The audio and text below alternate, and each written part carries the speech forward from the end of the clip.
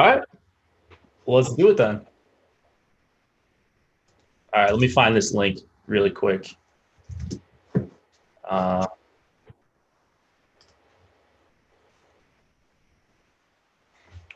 all right.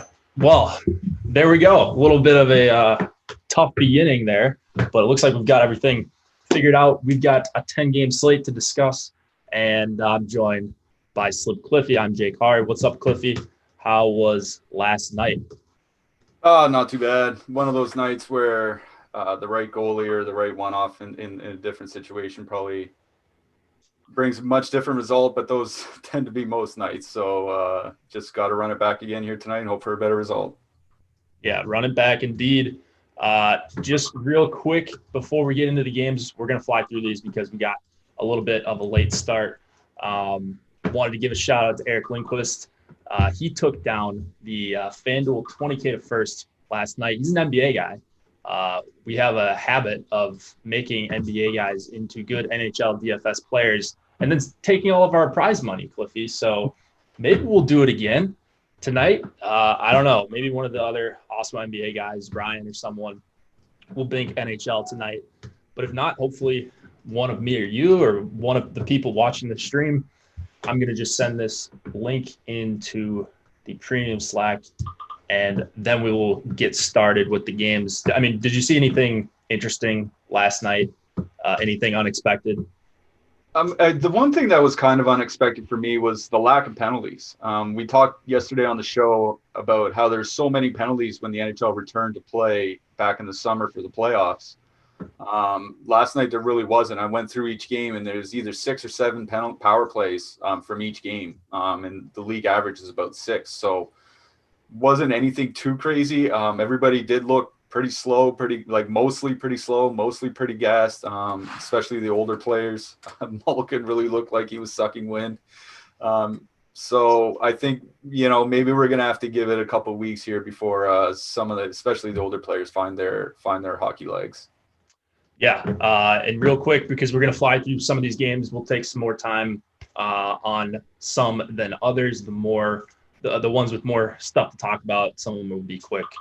There are 10 of them. We've got about 50-ish minutes before we got to get out of here.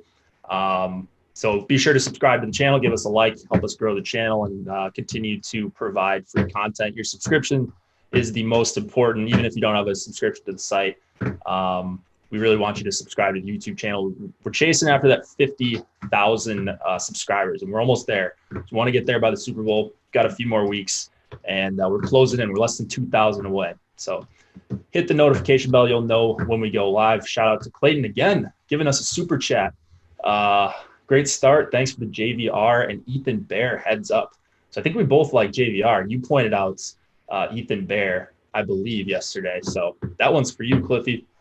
$5 super chat from Clayton, who's been very generous the first 2 shows of the season. All right, let's just get into it since we're running a little bit short on time. We've got the Washington Capitals and the Buffalo Sabres to start out with. Projections, ownership, top stacks tool, all that is updated. That'll get updated throughout the rest of the night. If you're using the lineup builder, that has a lot of that information on it. So you can do that while you're hand building your lineups. Ilya Samsonov and Carter Hutton are your expected starters here.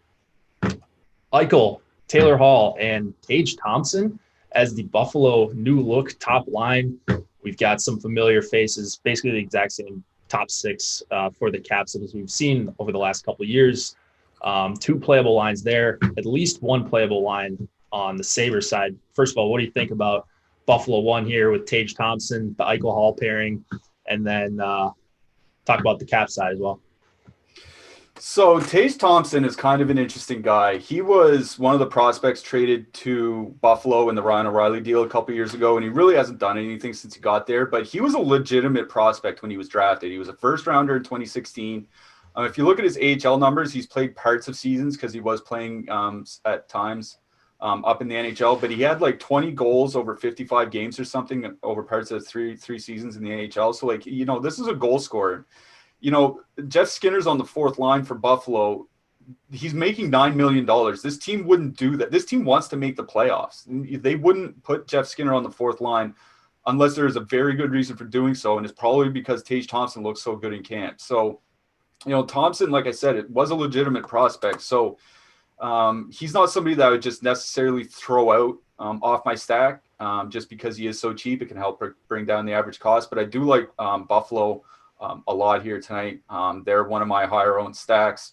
The top line, any sort of mix. You can add in Olofsson if you want to add some more Olofsson or Reinhardt if you want to add some power play punch. Obviously, Rasmus Dahlin on the blue line. Like, Washington just isn't a very good defensive team. I don't think they got any better in the offseason, really. If you look at the matchups, like, that second line isn't really anything, special defensively, the second line for Washington. So I think, Buffalo's top six could have a good night here. I'm going to focus mostly on the top line. Looking on the other side, you're right, they do have two playable lines. I'm not in so much on the Washington top line. I'm going in more on the second line. Kuznetsov, Jakub Brana, and Tom Wilson, they have, it's small sample numbers. We're talking about maybe 20, 25 games worth of ice time. But, expected goal for over 3, which is just a monster number. Their goal scoring is really strong, like 4.5 goals per 60 minutes, which is really, really strong in that sample. So I do have some Kuznetsov, Brana. They're a little bit expensive, but I think that, getting down to the second line, getting away from some of the Ovechkin ownership is one way to work around this game. So that's kind of where I'm going. I'm focusing mostly on the Buffalo top line, top power play, and some of the Washington second line. Yeah, Buffalo top line is one of my favorite plays. I love the duo Hall and Eichel.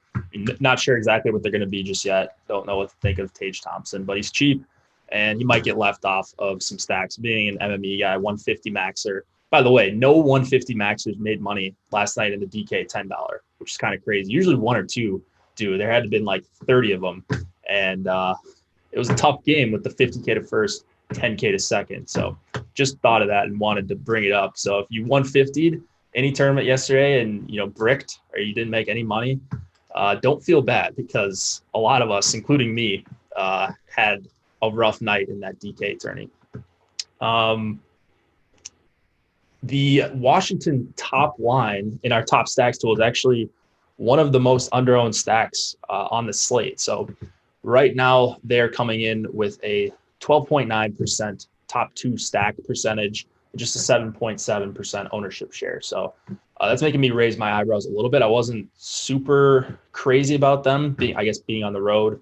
Probably going to see some time against Eichel and Hall. Not that that's the worst thing in the world. Their numbers aren't phenomenal at 5-on-5 together, but they are really dangerous on the power play, all on that top unit. Just a little bit more expensive, I think, than I would like. So I'll play some of them in my MME builds. I don't think I'm going to be getting to them in like the $40 like smaller entry max tournament over on DraftKings or any like 20 maxes. I like the second line. So I'm right there with you on the Kuznetsov, Verana, and Wilson line. That line does have very good numbers going back to last year. Really high event and going to get some Buffalo depth here. So I'm with you on Washington 2 and then Buffalo 1. Anyone of these defensemen catching your eye? I mean, I think Dahlin's price is just far too cheap. Like, he was a little bit injured last year, but he had 40 points in like 56 games or something like that. Like, he was playing to a 56-point pace for over 82 games, and he's only priced at 4,100 or 4,300 or something like that on DraftKings. So I think Dahlin is far too cheap. I do like Henry Jokiharju as a full punt for Buffalo. He's a really good playmaking defenseman. I just worry about his ice time. Like, he might only play 15 or 16 minutes or something like that. So that's a concern. But if you're looking for a full punt, I don't mind Jokiharju either. All right. The one guy I'm looking at here is Carlson, but like I probably won't one off Carlson too much just because he's so expensive. You've got Yossi, you've got Dougie Hamilton, you've got Brent Burns in the slate, and he's kind of grading out the worst for us. I suppose he's fine, but I like those other guys a little bit better. I think that's good for that game. Let's go to Boston and New Jersey. We've got a 3.1 implied total for the Bruins. 2.5 for the Devils. Tuukka Rask and Mackenzie Blackwood are both confirmed. We've got some lines we really haven't seen before on the Devils side. And then the one big note coming out of Boston here. So no David Pastrnak, and now Brad Marchand is a game time decision. Good news is that you're going to know this 30, at the very least 20 minutes before lock. So you got time to adjust. But what does the Marchand news do for you here? Do you think it's going to lower his ownership? And then are you interested in him if he can play in this Boston top line? Yeah, I think it will. Anytime somebody has a DTD tag or something on them, people that are just slamming in lineups will just avoid them, I think. So it probably does keep his ownership depressed. And like, if I understand that Pastrnak being out of the lineup obviously hurts, but if you look at Marchand and Bergeron's numbers when Pastrnak has missed time over the last few years, at least at 5-on-5, they're basically the same. They score about the same. They generate about the same. Those two are just such wonderful hockey players, both elite at their positions. Both have been playing together for years. So, like, I'm not super concerned about even strength. I think power plays where you might see Pasternak's, ability missing from the lineup just because he's such a volume shooter. Like, if you look at their power play with and without Pastrnak, their shot volume drops like 20 or 25%. It's huge. So, I don't mind using Marchand and Bergeron just because, like I said, I think they're going to be a little lower owned, and they also play the penalty kill together. Like, they're not shy of going in for, putting on some pressure and trying to create a 2-on-1 or something like that. And where you have a Devils team that has a lot of young players, Lindy Ruff likes to play aggressive. He's the new coach for New Jersey. He likes, players playing aggressive. They have a lot of young players, players moving into roles that they're not used to. Like Jack Hughes is all of a sudden going to have to be their top line center. He was nothing like that last year. So, this could be a game where Boston doesn't necessarily blow the doors off, but just because of who Marchand and Bergeron are and, who New Jersey are right now at this point in time, it could be a good night for them. I will say I don't have a lot of Marchand and Bergeron. I'm running 20 lineups. I think they're in one. I might try to put them in two, but that's about as far as I'm going to go. The thing with the Devils is, like, they were really bad last year, but like I said, Lindy Ruff coming in really changes a lot for this team. If you remember the Dallas Stars from like 4 or 5 years ago when they were just running and gunning up and down the ice all the time, that was Lindy Ruff coaching. That was because of him. Now, New Jersey doesn't have the same horses that Dallas did back then, obviously, but Hughes, I think, is going to surprise people this year. Kyle Palmieri is a reliable 25-goal scorer. Nikita Gusev, I think, is going to show people like just how good he really is. He finished really strong last year. So I think there's enough here where, like, if you want to use like a Hughes, Palmieri, Subban, or Hughes, Gusev, Subban, or something like that, some sort of power play stack against Boston. Like, I think I'm fine with that because New Jersey, like I said, I expect New Jersey to play at a much higher pace. That's not going to be good for them defensively, and it kind of cools me off on Blackwood because I think it could leave them open to some counterattacks. But I think it'd be good for them offensively. So I'm going to sneak a little bit of New Jersey one in here. So that's kind of where I'm going. Is a little bit of both top lines, not much on either. And watch Craig Smith. I think he might be a game time decision as well. Yeah, he was another one that I forgot. So he's not buried, but he's on the third line. It is a respectable third line with Coyle centering. Nick Ritchie, the other wing. On that line, should Craig Smith go. I'm with you on New Jersey one. Got a little bit of them. One of the value stacks that I'm mixing in. I mean, they're just so cheap, and right now I'm not getting much ownership at all. So, and there's not going to be a lot of lines that get a lot of ownership. The thing I'm trying to do the most tonight is just making sure I'm not playing like the most popular, the second most popular combinations, and then jamming in the chalk defenseman. So ownership definitely matters. You should be using ownership projections whenever they're available. But it's not as big of a deal like last night where we saw some players like Tampa won. Victor Hedman getting a ton of ownership, and yeah, it worked out. But you just want to make sure you're not on the most popular combos. Boston won top 5. I think they're right on the fringe of the top 5 stack for me tonight. Studnicka, he's cheap. I've got him shooting at a decent rate, like attempting a decent amount of shots, and he's playing with 2 really good players. So I'm willing to take some flyers on him. He is getting a little bit of ownership. Boston 1 is going to get ownership regardless with Bergeron and Marchand there. And a good point about the shorthanded time. I mean, more of a chance for like block shots. If they do put in a goal, like that is absolutely massive. It feels like they score 5 or 6 every year. It's probably not that many, but it feels like it whenever you're not on them and they get the shorthanded goal. And just feels like I can count so many times when that type of thing has happened. Anything on the goalies or defensemen before moving on here?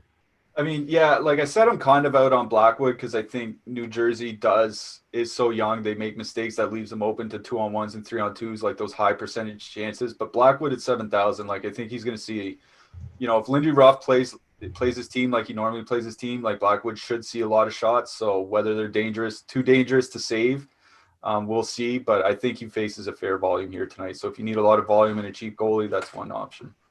All right, before we move it on here, we got a super chat from Tyler. I didn't forget about you, Tyler. He says, new to NHL, what's your randomness scale between for a slate like this on Fantasy Cruncher? Also, how many preferred players from one specific team and why? For me, one specific team, I think you could go 4 or 5. Like if you're stacking an entire power play tonight, playing 5 players from the team, or even 6 if you include the goalie and just go for like the onslaught. I think that's perfectly fine. And then randomness scale, if you have FC Pro randomness, I think somewhere between like 30 and 75% on a big set like this where you need to get your lineups in, especially if you're crunching close to lock, just going to make it go a little bit faster. I like around 30 to 50% for my skaters, somewhere in there. And then like 75% for the goalies, because I'm just trying to play whoever's going to see decent volume and or correlates to my stacks. You got any takes on what you're doing in Cruncher for randomness, and then how many players do you prefer from a team? Yeah, I rarely go like 5 or 6 skaters from a team when I'm stacking. I do it sometimes, but often I'll do like 4 and then one guy from a different line or something like that. Like, so I'm not stacking all 5 players from the same power play. It's not often I'll have 5 or 6 in the same lineup. I'm usually at 3 or 4 and then mixing some one-offs. I found success with that. People have found success going with different stacks than that. So I think you just got to kind of find what works for you. For randomness, I usually go a lot lower. Goalies, I just X out. Goalies, I select myself because I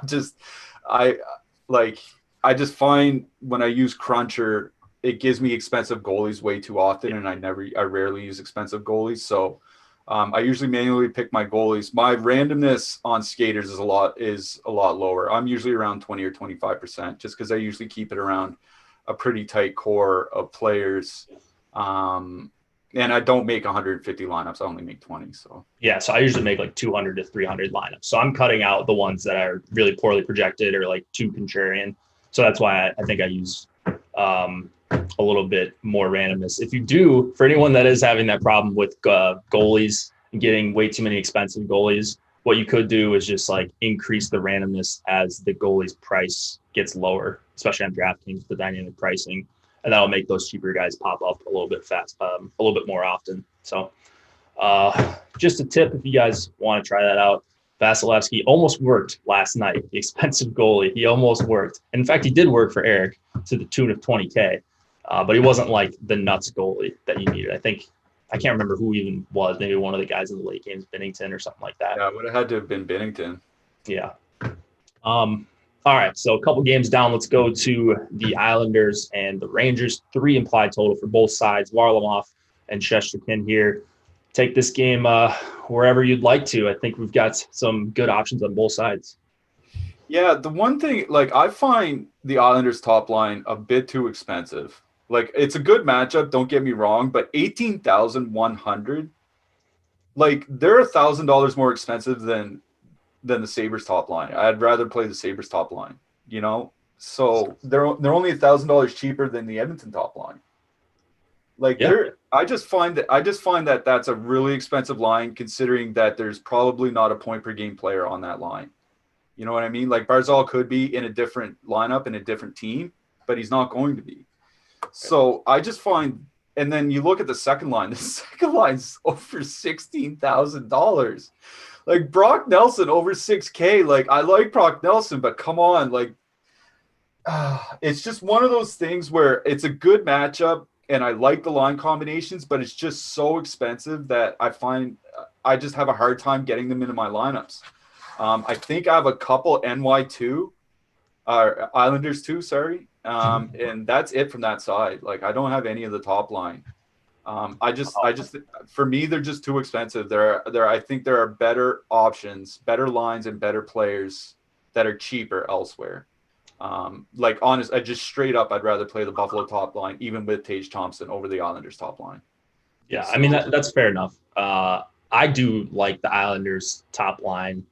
And how I think of it, like, yeah, they're maybe a little bit expensive, but I just feel like you're paying a tax on them having really good 5-on-5 numbers.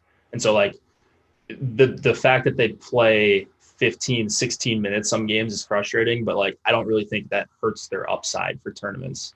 So you're getting them at pretty low ownership against one of the worst defensive teams last year. I think they came on towards the end of last season. They weren't, like, worse than the league over the second half of the season before COVID happened. And they're also going to go up against probably Zibanejad, Kreider, and Butch, which isn't great. But I just want to play really good lines that are at low ownership. And the Islanders one fits that criteria for me tonight. So that's where I'm mostly going in this game.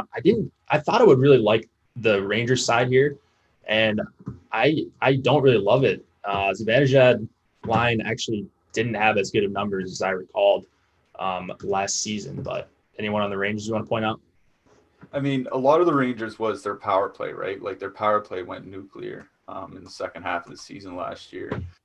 So, like, I worry about Zibanejad because he had COVID in the offseason, right? And we've seen, NFLers say that it took them a while to really find their breath and to get back to where they were. And, like, is Zibanejad going to be like that? We don't know. I mean, maybe he's Juan Soto and he just comes out and he's just, just cracking everything right out of the gate, yeah. Right?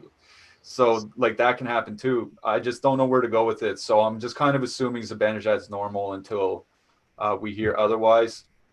I do have a fair bit of that Rangers top line. I'm more or less just mixing in Rangers power play stacks. Zibanejad, Panarin with D'Angelo, or Zibanejad Kreider with Strome or something like that. I'm just mixing in a lot of Rangers power play stacks. Honestly, I kind of like the Rangers third line. Like, I know we don't really have to play third lines here tonight, but Chytil, Lafreniere, and Gauthier, like, Gauthier is a good player.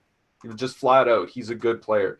Chytil had good playmaking numbers. Like, he wasn't ready for a top six role last year, and I think that's why he kind of got pushed down and minimized a little bit, but I think he'll be fine in third role. And the thing with Lafreniere is, yeah, he just got drafted, but he's an older draft pick. This guy turns 20 years old this summer. So, like, he's almost done being a teenager, even though this is his first year in the NHL. So, like, I'm not going to full three-man stack the Rangers, but I do kind of like, I think I have them in 1 out of my 20 lineups. I'm mostly focusing on Zibanejad, Kreider, Panarin, D'Angelo, like their power play stack. That's where I'm going for the Rangers. I think that's how I prefer to stack them up too. So I don't know that I'm going to have, I do know I'm not going to have a lot of them, like their 5-on-5 lines, but I think a couple power play stacks to the Rangers is how I'd like to attack this. And then a lot of Islanders won for me. So no different than anything last year whenever the Islanders played. I just hammer the top line, they score 1 goal, and I end up crying at the end of the night. So probably will be the same case tonight. Let's go to Carolina and Detroit. 3.6 implied total for the Canes, 2.8 for the Red Wings. Peter Mrazek and Thomas Greiss are your expected goalies. Got an elite line on both sides here. Well, depending on what you think of Niederreiter with Aho and Teravainen. We know Larkin, Bertuzzi, and Mantha were insanely good at times over the last couple of years. What do you like in this game? Well, one thing that kind of caught my eye was that the over-under moved from 6.5 to 6 during the day today. So I'm wondering what I'm missing here, because I think there should be a fair amount of goals. I think there's a reason this game opened at 6.5. Like you said, at least Detroit has a great top line. I mean, we were just talking about the Islanders, how expensive they're at 18,001. Detroit's top line is cheaper than them. I mean, it's only $100, but they're cheaper, and Larkin's going to play 21 minutes or whatever. I do like the Detroit top line. I find myself with about 20% of the Detroit top line, Larkin, Mantha, and Bertuzzi. I find myself leaving Larkin off at times, and then just throwing off like Nemesnikov or Zadina just as a one-off, just to get a little bit cheaper because there are so many expensive players on the slate tonight. The reason I want to mention Nemesnikov, I think he's on the top power play unit, is Carolina, believe it or not, was the most penalized team in the NHL last year. Yeah. Not that I think a lot about Detroit, but they have enough good players to put together a top power play unit. So I don't know how widely owned Detroit's going to be. I think we have them under, we have them at under 5% owned as a stack. So I think I'm going to have a fair bit, probably about 20% Larkin, Mantha, Bertuzzi on tonight's slate. On the other side, Carolina was not very good with this exact lineup last year. With Nino Niederreiter playing on the top line, that line wasn't very good. There's a reason he got stuffed down to the fourth line. Now he's better than that, but is he going to play better than that? We'll find out. I like Carolina, but I don't find myself stacking their even strength or their power play lines. I find myself more going towards even strength. And I have a lot of stuff like Natchez with Svechnikov and Pesci or something like that. I'm trying to get off the beaten path a little bit because I think Carolina's going to come in owned tonight a fair amount. And I think you're going to want to do something different than just Aho, Svechnikov, Hamilton. So that's why I'm trying to mix in Natchez or Trocheck or things like that into my Carolina stacks. Yeah, I mean, I like Carolina, but there's some other lines around their price range that I love. So I probably will be under the field depending on where they end up. I think I'm going to have them in 5 or 6 of my 150 right now, the top line. But yeah, Nino wasn't great on that line. 2 years ago, he was really awesome on that line when he got, I think, traded from Minnesota, I want to say. Or maybe that was 3 years ago. They all run together. Detroit 1 is my preferred play in this game. Right now, I've got them as my number 2 stack on my most recent crunch. I'm pretty comfortable with that. They're awesome at 5-on-5. Going to get a lot of power play time. They're doing the right thing and stacking up their top power play. So you like to see that. I really like Detroit 1. There's not really a defenseman that I'm in love with on the Detroit side. Danny DeKeyser's 4,900 if that piques your interest. Or you could get Dougie Hamilton, who's going to be pretty heavily owned, but he's $7K. I don't know. Where's Dougie on your hierarchy of defensemen tonight? As far as projections go, I have him number 2. Okay. Yes, I have him number 2. So, I have him kind of worth the price, but I don't mind using, I think it's one of those things where I think in tournaments, I probably wouldn't use them as a one-off. I'd probably only use them as a one-off in cash games. In tournaments, I think you'll probably want to get him in with, Aho and Trocheck or something like that with the power play because, if Detroit really starts letting go here tonight, Carolina could really feast. Yep. All right, let's move it on to the Blue Jackets and the Nashville Predators. I believe it's Korpisalo, so I got to update that in the projections. I'll make a note of that, do that right after the show. And then it is UC Saros, I believe, for the Preds. I don't know if we've got confirmation on that side either, so I'll check into this game. Thought I was really going to like Nashville 1, but I'm finding myself passing up on them for some other stacks on the slate. There's just so many options with 20 teams to choose from. 2 years ago, they were awesome at 5-on-5, one of the best lines in the league. Last year, not really the case. So I don't know if that was a case of someone being hurt, multiple guys being banged up. What are you doing with Nashville 1? And then New face for Columbus, Max Domi centering Atkinson and Foligno. Domi's really cheap. What are you doing on that side as well? So as far as Nashville goes, like with the top line, I think part of it was Arvidsson being hurt, right? It came out in the offseason that he was fighting an arm injury or an elbow injury or something like, or shoulder injury all year. And he was just never healthy. So I think that's probably part of it. They are cheap. They're under 15K as a line. That's a big part of the appeal. The problem is John Hines doesn't play their players a lot. If you look at the numbers after he took over, John Hines, the coach, took over last year. Like he took over in December. If you look from January 1st to the end of the year, their number one forward in ice time per game was Michael Granlund at like 1830. He's not even dressing tonight. And number two was Kyle Turris at 1631. And he's in Edmonton now. Number three was Philip Forsberg at under 16 and a half minutes a game. They were playing Philip Forsberg 16 minutes and 30 seconds a game for like 30 games straight. Like, I think that's kind of factored into their price now, which is why they're 14,800 on DraftKings. So, like, I do have some of them for that reason alone, is because they are cheap. And I just can't imagine, like, there's just so many players missing now. Like Granlund and Smith out, those are essentially their second line wingers from last year.